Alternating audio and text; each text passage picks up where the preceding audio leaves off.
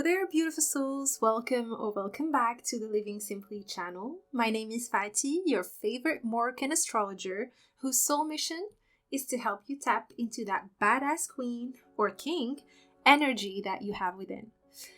I know. It's been a while since I last recorded a video. I mean, this year, 2023, has been crazy, really crazy for me.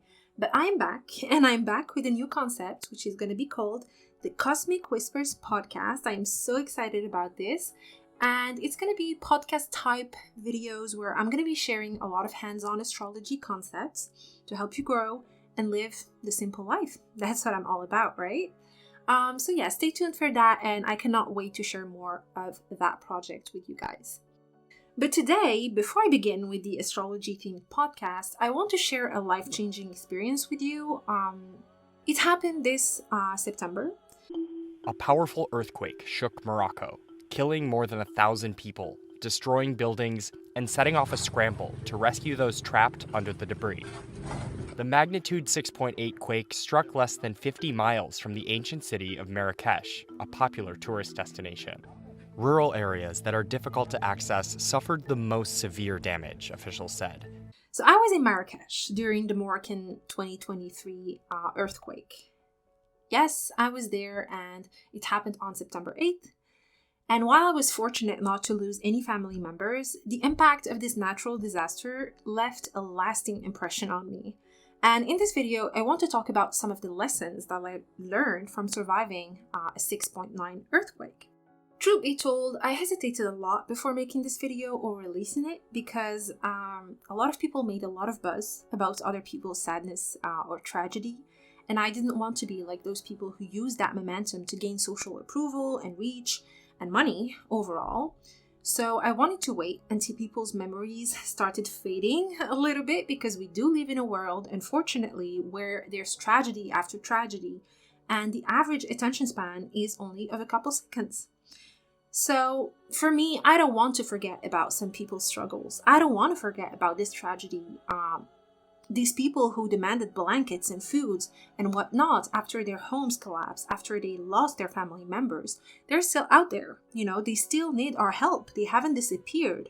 The internet may have moved on to another bigger tragedy, like what's currently happening in Gaza, but these people are still suffering. They need our help, and I don't want to forget about this tragedy. And by the way, if you haven't already, please consider supporting the organizations or associations that provide relief and assistance to earthquake-affected areas. There were a lot of Moroccan and foreign civilians and associations who sent help to the sinistered areas during the tragedy. That's something that's very awesome. The Moroccan government also has put in a lot of work. Everyone has been so selfless, but now, more than ever, because it's winter time, we must continue to support these people. My video today is also a tribute to everyone whose pain has been silenced now that the world has bigger issues and psyops, like we say, to deal with.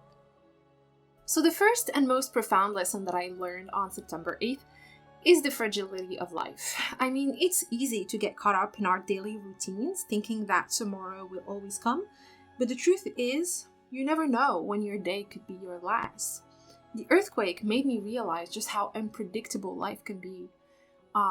It was a stark reminder, in a way, to live each day to its fullest, express gratitude, and cherish the people that we love. And I know it sounds so cliche and so stereotypical, but it's the truth. Every single day could be our last, so we need to remember that there's a fragility to life, and that is something to honor and to revere. That is sacred. That is sacred. Here's the funny story. So the night before the earthquake, I was staying in a luxurious 5-star hotel, the Sofitel Tamura Bay, if you're curious, for a week-long vacation with my mom. And I stayed up late that night, just like the day before. And I was watching a K-drama, by the way. I stayed until 4 a.m. in the morning, 3 or 4 a.m.-ish. And I didn't think that these hours of sleep that I was willingly giving up, because I took them for granted, of course, could be taken away from me in a heartbeat. And the very next day, we traveled for 10 hours almost because of some delays. After the calamity hit, I found myself sleeping in the streets with my mom. Not even sleeping, trying to sleep, because I can't sleep in the streets. I don't feel comfortable, so my body just doesn't let me. So I was trying and failing to sleep. So the reason why I share this contrast with you is to let you know just how important it is to reflect on the importance of material possessions and comfort versus life's true and real priorities, which should always be our loved ones, our health, and our well-being. Just to go back to the example of sleep. After 3 days, 3 days after the seism, I didn't sleep. I was awake for 3 days. And trust me, I almost lost my shit. I lost my mind. I was tired. I had big bags under my eyes. I felt really horrible. And I felt on edge. I started hallucinating. That's how lack of sleep deprived I was. So yeah, after this experience, this humbling experience, I realized, yes, sleep is a basic need and priority. And that is what should be my priority every single night. Not watching some K-drama, not going out and doing things, not working. Nothing should ever come before those basic needs that we sometimes take for granted. That night of sleep that you're giving up to do something else could be your last night of sleep in a while. So every single day that you get where you can eat, where you can sleep, where you can relax in a safe environment, please enjoy that, because that's what truly matters. You don't know where anything is going to be stripped away from you. Before we continue, if you like this content, I am sure that you will love my other videos, so do consider subscribing to the channel and joining me on Instagram for more intimate snippets, thoughts, and exchanges. You can also DM me for more information, or if you have questions about how you can work with me or get your own one-on-one private astrology consultation. Okay, so another thing, the earthquake forced me and countless others around me to adapt and to be resilient. When disaster strikes, we often find strengths within us that we didn't even know existed. I faced personal challenges during those days of the seism, but I also witnessed incredible acts of resilience and kindness from those around me. It showed me that resilience is crucial in dealing with unexpected events and overcoming adversity. And that is a power, strength that we must be proud of. We face adversity. We don't let it overwhelm us. We face it with bravery, with courage. That's what we do. And that's how we win against those situations that sometimes, they sometimes fall on us, like the Tower card in tarot. They just happen unexpectedly, and we need to face that fall and how we're gonna come back stronger after that. Another thing that is oftentimes overlooked is mental health. See, one thing I realized during the earthquake is that I was completely fine the first 24 hours. When the earthquake happened, okay, it was a little bit scary, but I was okay. I was doing fine. But 3 days after that, honey, I had a mental breakdown. It's been a while since I had a mental breakdown, but I did, because I was stressed, I was sleep deprived, I had anxiety, and everyone around me was anxious, everyone was on edge. It was not a good time. It was really not a good time to be around in Morocco, and it was difficult, to cope after this tragedy. A lot of people were feeling grief, were feeling fear, and it made me realize just how important for us it is to take mental health seriously. We may feel, once we are going through certain life events, that we are fine. We got through it.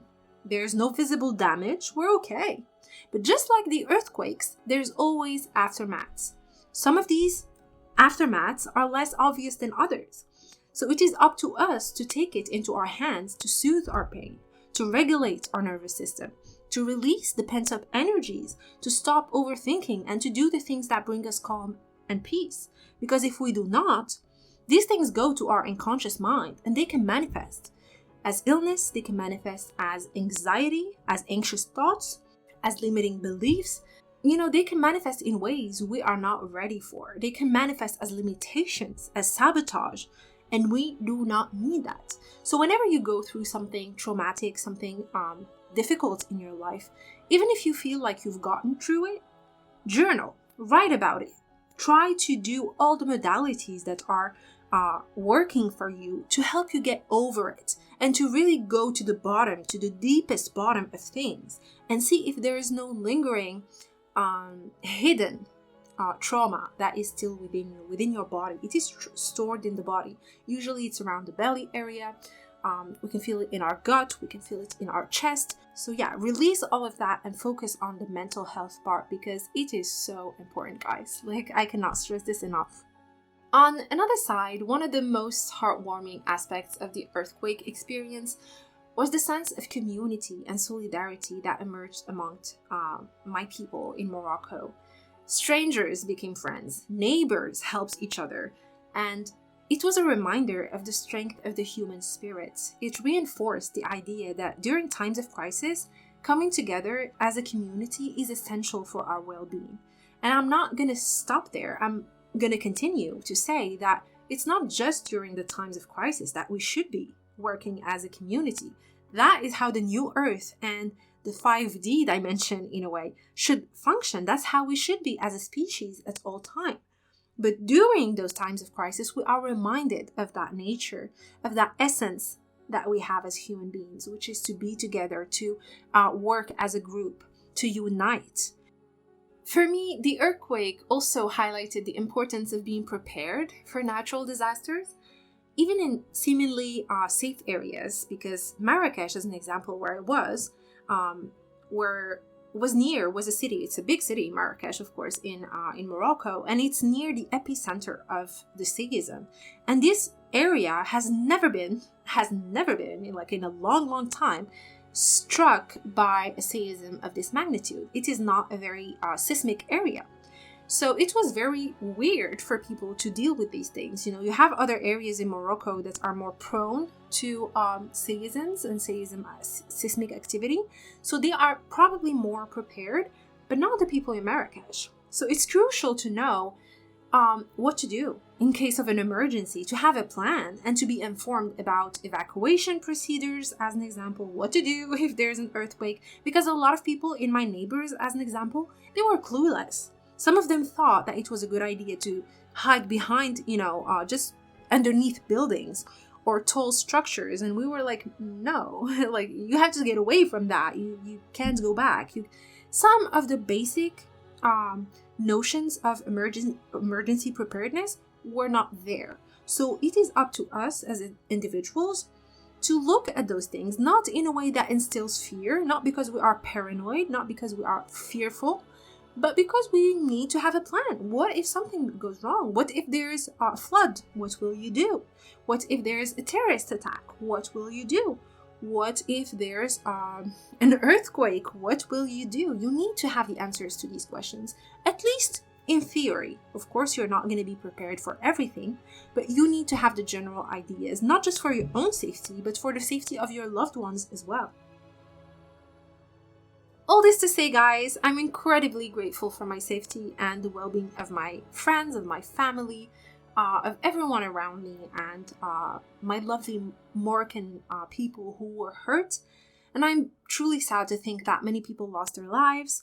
They lost their loved ones, their homes, their safety, and a lot of people were cold, were hungry after that season and during those dark times.